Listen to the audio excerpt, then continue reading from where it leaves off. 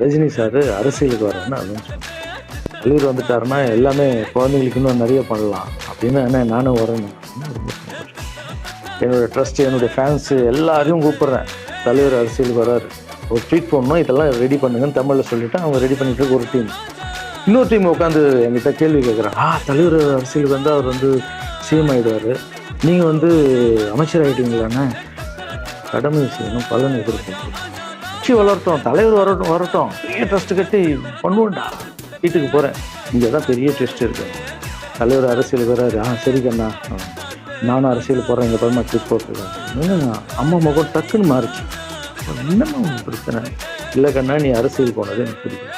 இல்லை கண்ணா, அது ஒரு சாக்கடை, அரசியலுக்கு போகக்கூடாது, அவரும் அரசியலுக்கு வர வேணாம், உங்கள் கையில் எவ்வளோ காசு இருக்கோ அதுக்கு மட்டும் சரி, அரசியல் வேணாம்னு சொல்கிறேன் அப்படின்னு. அந்த ஃபேஸ் வந்து அதுக்கப்புறம் அடி தான்.